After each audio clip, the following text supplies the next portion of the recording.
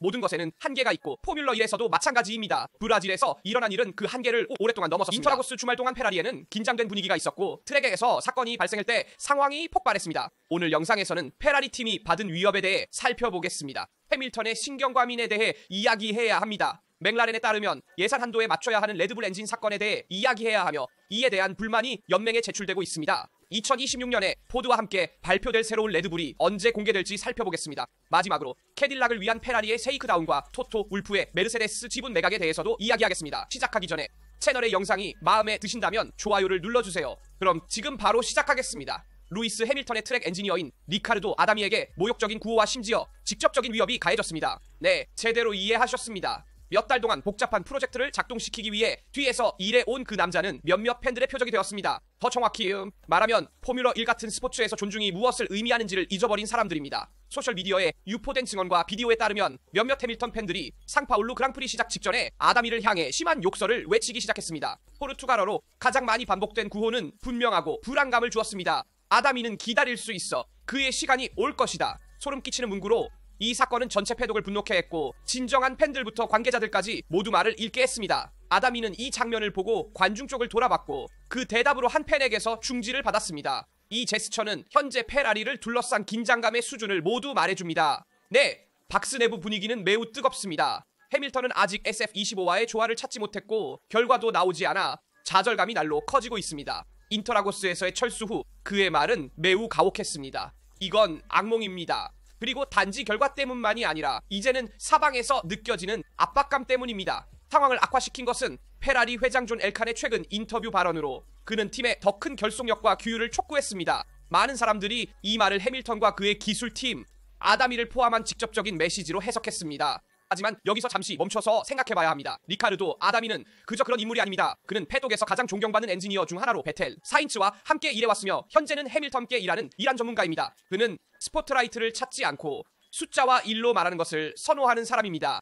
물론 올해 해밀턴과의 관계는 최상이 아니었습니다. 그들 또한 의사소통 문제를 겪었지만 그가 책임없는 일로 욕설과 위협의 대상이 되는 것은 용납할 수 없습니다. 기계가 제대로 작동하지 않고 그 이상 할 수 있는 게 없기 때문입니다. 포뮬러 1 세계는 종종 존중, 열정, 스포츠 정신 같은 말로 가득 차 있지만 이러한 사건들은 그것들이 얼마나 자주 말로만 남는지를 보여줍니다. 모든 엔지니어, 모든 메카닉, 모든 드라이버 뒤에는 거대한 압박 속에서 복잡한 기계를 유지하려고 노력하는 사람이 있습니다. 수백만의 눈이 그들에게 집중되어 있습니다. 그리고 현재 페라리가 절대 잃을 수 없는 것은 바로 단결입니다. 왜냐하면 기술적 문제와 트랙에서의 실망감 외에도 더 심각한 문제라고 있기 때문입니다. 인간의 문제입니다. 아다미는 언제나처럼 공개적으로 반응하지 않았습니다. 게시물도 없었고 논쟁도 없었고 무례한 말도 없었습니다. 오직 침묵과 일뿐입니다. 하지만 이 사건에서 나오는 메시지는 분명합니다. 포뮬러 1은 스스로를 되돌아봐야 합니다. 왜냐하면 엔지니어가 관중석에서 위협을 받고 팀이 회복하려 할 때 모욕을 받는다면 뭔가 잘못된 것입니다. 그리고 이는 단지 페라리의 문제가 아니라 스포츠에 대한 존중의 문제입니다.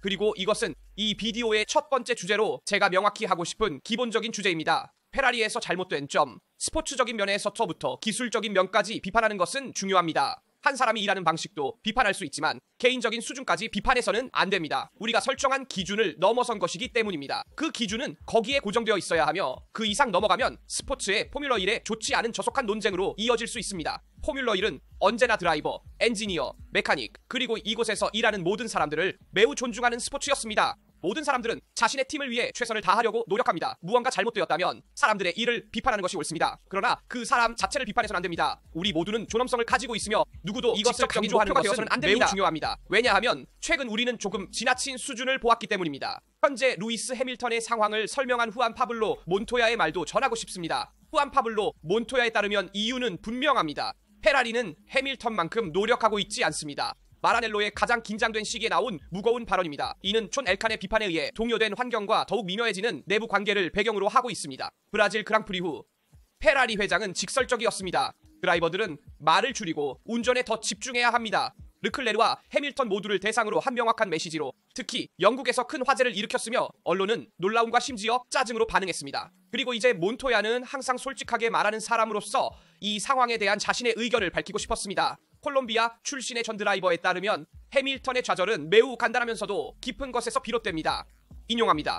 해밀턴은 페라리가 자신을 위해 하는 것보다 더 많이 하고 있다고 생각합니다. 이 말은 그 순간의 모든 의미를 담고 있습니다. 몬토야에 따르면 루이스는 마라넬로에서 상황을 바꾸기 위해 모든 것을 쏟아붓고 있습니다. 그는 최선을 다하고 일하고 노력하지만 팀이 같은 열정으로 따라오지 않는다고 느낍니다. 그리고 몬토야가 설명하듯 그런 상황에 놓이게 되면 좌절감이 커질 수밖에 없습니다. 최선을 다해도 아무런 보상을 받지 못하는 것처럼 느껴집니다. 페라리가 해밀턴의 말을 듣는 법을 빨리 배울수록 미래에 더 좋을 것입니다. 그리고 이는 선언문처럼 들리는 문구입니다. 해밀턴은 단순히 생존하기 위해 페라리에 온 것이 아니라 역사를 쓰기 위해 왔다는 것을 기억합시다. 하지만 팀이 사고방식을 바꾸지 않는다면 그 역사가 막다른 골목에서 끝날 위험이 있습니다. 르클레르는 2029년까지, 해밀턴은 2027년까지 계약이 되어 있습니다. 이론상으로는 안정성이 보장되지만 항상 포뮬러 1에서는 계약이 숫자일 뿐이며 조항이 존재하고 인내에는 한계가 있습니다. 페라리가 아직 부족한 그 번쩍이는 순간 클릭을 발견하든지 아니면 이 동맹은 또 다른 큰 꿈이 부서질 위험에 처할 것입니다. 또한 BBC는 영국에서 페라리를 어떻게 보는지에 대한 관점을 제공하며 페라리 내부 상황에 대해 논평했습니다. BBC에 따르면 이제 정확한 확인이 있습니다.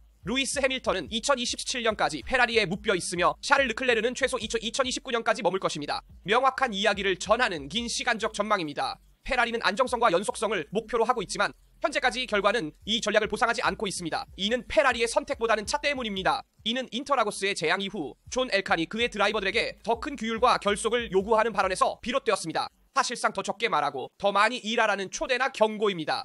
이 말은 영국에서 큰 소란을 일으켰으며 이탈리아에서는 많은 사람들이 해밀턴에게 직접 전하는 메시지로 해석했습니다. 왜냐하면 브라질에서 또 다시 7회 월드 챔피언은 팀에 대한 비판을 아끼지 않았기 때문입니다. 토요일에 그는 타이어 온도에 대해 불평했으며 르클레르는 이미 금요일에 SF의 -25를 느린 차로 정의했습니다. 분명한 좌절의 신호입니다. 바로 이 때문에 엘칸은 드라이버에서 엔지니어에 이르기까지 전체 팀을 하나로 묶기 위해 공개적으로 개입하기로 결정했습니다. 하지만 인터라고스에서는 또 다른 중요한 확인이 있었습니다. 주말 동안 해밀턴은 그의 계약 기간에 대해 영국 언론과 이야기하며 명확히 했습니다. 나는 꽤 긴 계약을 가지고 있으며 보통 만료되기 1년 전에 논의가 시작되는데 현재 그 시점과는 거리가 멀다. 이 논의가 내년에 시작될 수 있는지 물었을 때 그의 대답은 간결했습니다. 아니요. 모든 추측을 일축하는 답변입니다. 페라리와의 계약은 3년간이며 2027년 말에 종료됩니다. BBC의 기자 앤드류 벤슨이 확인한 정보로 그의 화요일 심층 분석에서 팀 동료에 대한 세부 사항도 추가했습니다. 르클레르는 벤슨의 설명에 따르면 2029년까지 더 긴 계약을 맺고 있다고 합니다. 이는 페라리가 그를 바탕으로 팀의 중기적인 미래를 구축하고자 하는 의지를 확인시키는 움직임입니다. 하지만 항상 포뮬러 1에서는 상황이 악화되면 모든 것을 다시 열어볼 수 있는 탈출 조항이 준비되어 있습니다. 결국 적어도 서류상으로 두 드라이버의 운명은 정해져 있습니다. 해밀턴은 2027년까지, 르클레르는 2029년까지입니다. 하지만 진정한 질문은 또 다른 것입니다. 페라리는 이 수준의 두 드라이버에 걸맞는 차를 만들 수 있을까요? 왜냐하면 말로는 안정성이 이점이지만 결과가 없다면 가장 긴 계약도 족쇄가 될 수 있기 때문입니다. 해밀턴은 이를 분명히 말했습니다. 나는 8번째 타이틀 없이 포뮬러 1을 떠나고 싶지 않으며 르클레르는 수년간의 환상과 실망 후에 멈춘 프로젝트에 남기를 원하지 않을 것입니다. 마라넬로는 반응해야 하며 빠르게 해야 합니다. 그렇지 않으면 이러한 계약이 부활의 약속에서 좌절의 상징으로 변할 위험이 있습니다. 그리고 맥라렌과 레드불 사이에 첫 불꽃이 시작되고 있다는 점에 주의하세요. 사실 맥라렌은 레드불이 브라질에서 맥스 베르스타펜에게 새로운 엔진을 사용했으나 이를 예상컵에 포함시키지 않았다고 비난했으며 이는 고려해야 할 사항이었습니다. 안드레아 스텔라가 제기한 비난을 함께 살펴보고 이후 연맹에서도 평가될 것입니다. 사실 브라질 그랑프리 이후 워킹팀은 파의 맥스 베르스타펜에게 장착된 새로운 엔진에 대한 설명을 요청했습니다. 그리고 질문은 간단하지만 매우 무겁습니다. 예상컵에 포함되나요? 아니나요? 이 모든 것은 인터라고스의 처참한 예선 이후 레드불의 전략적 선택에서 비롯되었습니다. Q1에서 두 대의 차가 탈락한 이후 완전히 접근 방식을 바꾸기로 결정했습니다. 팀은 다시 처음부터 시작할 기회를 잡았습니다. 새로운 세팅, 검토된 설정, 그리고 특히 베르스타펜의 RB21에 완전히 새로운 파워 유닛이 장착되었습니다. 공식적으로 변경은 기회주의적이었으며 이미 피트레인에서 시작되었습니다. 월드 챔피언십의 마지막 부분에서 신뢰성 문제를 피하기 위해 신선한 엔진을 설치하는 것이 좋았습니다. 하지만 맥라렌의 팀 수장 안드레아 스텔라에 따르면 이 설명 완전히 납득되지 않습니다. 왜냐하면 레드불이 4개의 파워 유닛으로 시즌을 마무리할 계획이었는데 갑자기 긴급 상황 없이 5번째를 도입했다면 그 동기는 기술적인 것만으로 설명될 수 없기 때문입니다. 이는 그들이 성능을 위해 그렇게 했다는 것을 의미합니다. 안드레아 스텔라는 만약 그들이 성능을 위해 그렇게 했다면 그 비용은 예상컵에 포함되어야 한다고 말합니다. 이것이 논쟁이 시작되는 지점입니다. 기술 규정은 이러한 경우에 대해 명확하게 언급하지 않지만 재정 규정은 그렇습니다. 이론적으로는 성능상의 이점을 발생시키면 비용은 한도 내에 포함되어야 합니다. 그리고 베르스타펜의 엔진의 경우 맥라렌은 의심의 여지가 없습니다. 이것은 고장을 피하기 위한 결정이 아니라 몇 분의 1초를 단축하기 위해 내린 선택입니다. 레드불의 팀 수장 로랑 맥키는 이 문제를 축소하려고 했습니다. 굳이 엔진을 바꿀 필요는 없었지만 맨 뒤에서 출발하게 되어 그저 기회를 활용한 것뿐입니다. 이익을 정량화하기는 어렵지만 포뮬러 1에서는 가장 작은 디테일도 중요합니다. 외교적 메시지이지만 변경이 계획되었음을 암시합니다. 여기서 더 큰 주제가 열립니다. 연맹 규정의 한계. 이러한 경우를 어떻게 회계 처리할 것인지 명확히 하는 공개 규정이 아직 없습니다. 실제로 파워 유닛에 대한 규칙은 팀과 연맹 간의 비공식 합의로 보완됩니다. 특히 레드불과 맥라렌 간의 긴박한 시즌 결말에서 의심을 불러일으키기 위한 완벽한 회색 지대입니다. 안드레아 스텔라는 평소와 같은 차분하지만 직접적인 톤으로 말합니다. 맥라렌이 두 가지 이유로 메르세데스 엔진을 변경하지 않았다고 강조했습니다. 첫째, 유닛이 신뢰할 수 있기 때문이며 둘째, 성능상의 이유로 교체하면 예산 한도에 포함되기 때문입니다. 명확한 메시지입니다. 우리가 규칙을 지키면 다른 사람들도 그래야 합니다. 문제는 이러한 유형의 에피소드가 포뮬러 1의 전체 경제 관리 시스템의 의문을 제기한다는 것입니다. 성능 향상을 위해 엔진을 변경해도 지출 한도에 영향이 없다면 예산 한도의 개념 자체가 의미가 없어집니다. 이론적으로 모든 팀은 경제적 처벌 없이 성능을 향상시키기 위해 이 허점을 이용할 수 있습니다. 그래서 마클라렌은 FIA의 모든 것을 공개적으로 명확히 해달라고 요청했습니다. 이는 단지 베르스타펜의 엔진 문제만이 아니라 모두에게 해당되는 원칙에 관한 것입니다. 2026년에 새로운 세대의 하이브리드 파워 유닛 규정이 도입되면서 자체 생산자와 구매자 간의 비용 차이가 더욱 민감하게 관리될 것입니다. 새 엔진을 장착하는 것은 항상 긍정적이라고 메키가 말했지만 진짜 질문은 어떤 대가로 베르스타펜의 엔진 교체가 예산 한도에 포함된다면 레드불은 지출 한도에 매우 가까워질 수 있으며 이는 RBE21의 최신 업데이트를 신중하게 개발한 이유를 설명합니다. 반면 연맹이 이를 포함하지 않기로 결정한다면 팀들이 실제 처벌 없이 전략적으로 엔진을 다룰 수 있는 위험한 선례가 될 것입니다. 어쨌든 긴장은 극도로 높습니다. 맥라렌은 스캔들을 일으키고 싶지 않지만 명확한 규칙을 요구하고 레드불은 항상 그렇듯이 월드컵을 이기거나 잃는 그 미세한 경계에서 규정의 한계까지 움직입니다. 이는 다음 경기에 대해서도 모든 것을 바꿀 수 있습니다. 라스베이거스를 주의하세요. 왜냐하면 베르스타펜이 맥라렌과의 대결에서도 레드불과 베르스타펜에게 기대되는 대로 최고 속도로 매우 빠르게 달린다면 이 네덜란드 드라이버의 새로운 파워 유닛에 대해 할 말이 있을 것입니다. 맥라렌은 동의하지 않습니다. 맥라렌은 이 비용이 예제 한도에 포함되길 원하지만 레드불은 시즌 마지막 부분에서 도입된 최신 업데이트를 고려할 때 지출 한도에 근접했기 때문에 이를 포함시키고 싶지 않습니다. 예산 한도에 영향을 미친 업데이트입니다. 반면 맥라렌과 페라리는 이 마지막 부분에서 새로운 업데이트를 도입하지 않고 2026년에 집중하고 있으며 바로 2026년과 관련하여 우리는 레드불의 발표 날짜를 확인해야 합니다. 새로운 기술 주기와 특히 포드와의 새로운 역사적 도전의 시작을 알리는 해가 될 것입니다. 실제로 2026년 1월 15일 레드불은 미국 디트로이트에 있는 포드 본사에서 열리는 행사에서 공식적으로 새로운 모노포스트의 새로운 도색을 발표할 것입니다. 단순한 색상 공개가 아니라 세계 챔피언 팀을 위한 새로운 기술 시대의 시작을 상징하는 런칭입니다. 혼다와의 이별 후 레드불은 실제로 내부에서 제작된 첫 번째 파워 유닛을 레드불 포드 파워트레인 명의로 데뷔시킬 것입니다. 밀턴 케인즈에서 시작된 프로젝트이지만 포드의 미국 경험에 의해 지원되며 이는 파워트레인의 전기 부분 전체를 담당하고 열 구성 요소의 일부 측면에도 기여할 것입니다. 포드의 공식적인 포뮬러 1 복귀를 알리는 동맹이지만 레드불에게는 처음으로 본격적인 엔진 제조사가 되는 역사적인 전환점이기도 합니다. 이러한 시작을 위해서는 그에 걸맞는 발표가 필요했습니다. 디트로이트에서는 두 가지 도색이 공개될 것입니다. 레드불 레이싱과 레드불과 동일한 파워 유닛을 공유할 위성팀인 레이싱 불스의 도색입니다. 2022년에 이미 있었던 것처럼 최종 모노포스트가 아닌 발표를 위해서만 사용되는 쇼카일 것입니다. 하지만 이 행사는 진정한 의도의 선언이 될 것입니다. 레드불과 포드는 새로운 하이브리드 시대에서도 지배하고 싶어합니다. 레드불의 팀 수장 로랑 메키가 그것을 분명히 밝혔습니다.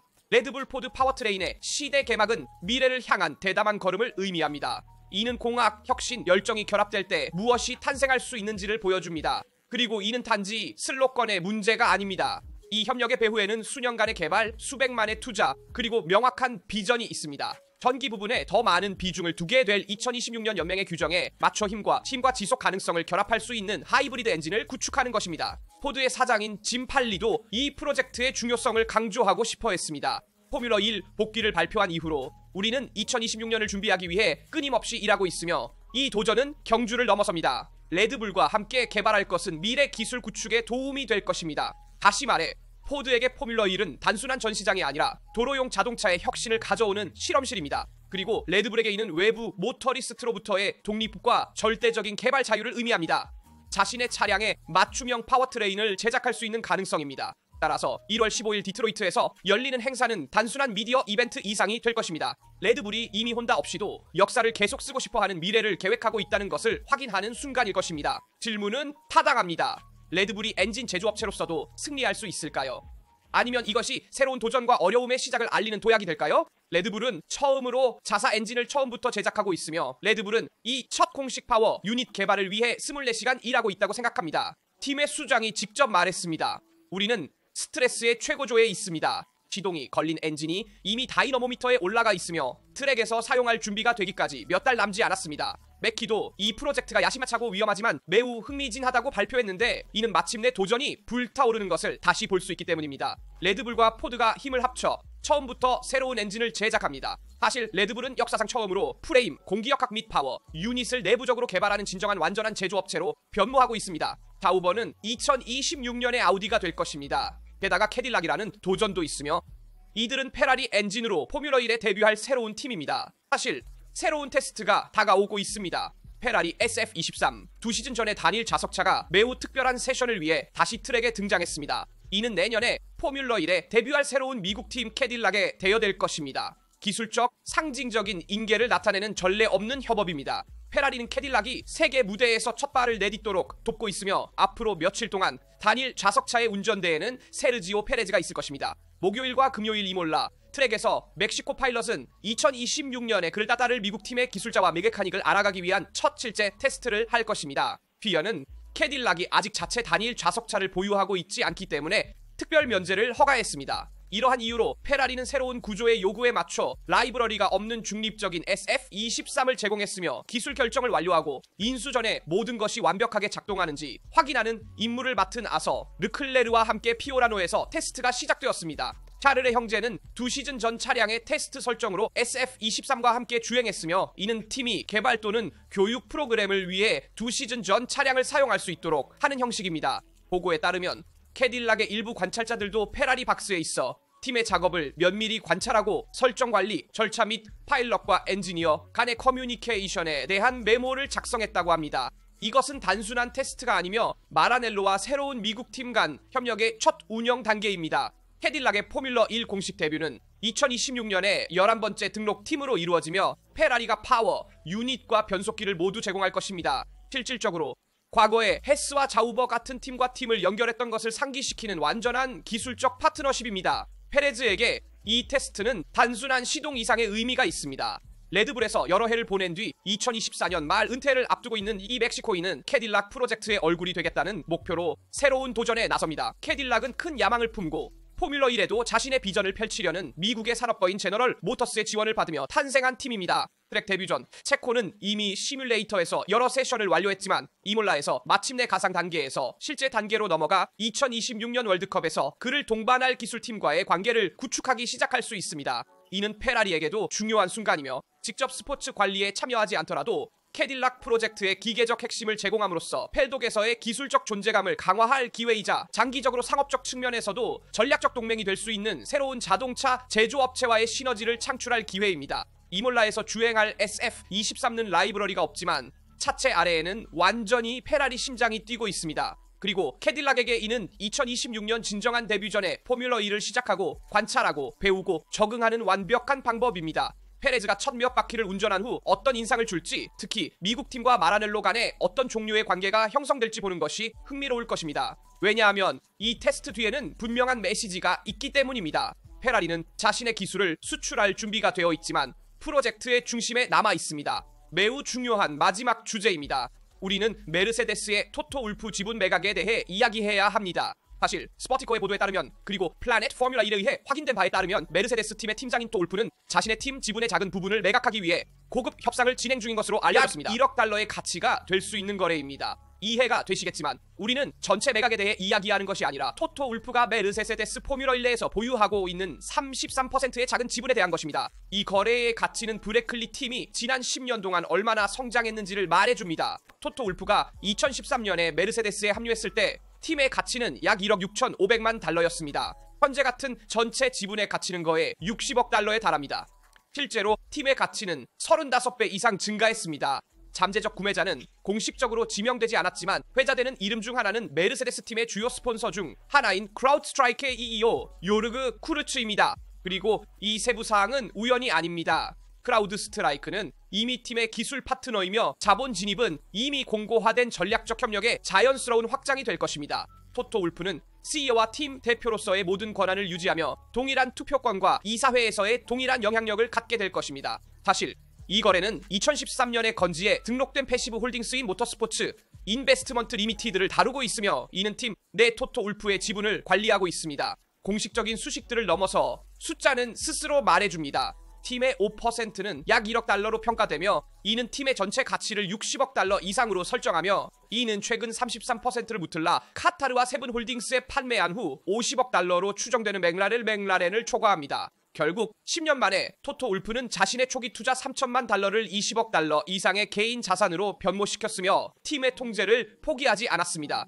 이는 그가 메르세데스 포뮬러 1에서의 중심 역할을 유지하면서 일부 수익을 현금화할 수 있게 해줍니다. 시장이 그렇게 많은 돈을 지불할 준비가 된 이유가 있습니다. 토토 울프의 관리하에 메르세데스는 전례 없는 지배력을 구축했습니다. 2014년에서 2021년까지 연속의 컨스트럭터 타이틀과 해밀턴과 로즈버그 사이의 7개의 드라이버 타이틀을 차지했습니다. 이 주기는 팀을 단순한 제조업체에서 진정한 경제적, 스포츠적 거인으로 변화시켰습니다. 2024년에 메르세데스는 8억 5,800만 달러의 기록적인 수익을 기록했으며 순이익은 1억 5,800만 달러를 초과했습니다. 그리고 팀에서 가장 많은 급여를 받는 이사인 토토 울프는 보너스와 배당금을 제외하고도 거의 450만 파운드의 급여를 받았습니다. 결국 트랙 안팎에서 전쟁 기계와 같은 존재입니다. 그리고 이제 토토 울프는 가치가 최고조에 달했을 때 모든 훌륭한 기업가가 하는 일을 단순히 하고 있습니다. 통제력을 잃지 않고 일부 수익을 실현합니다.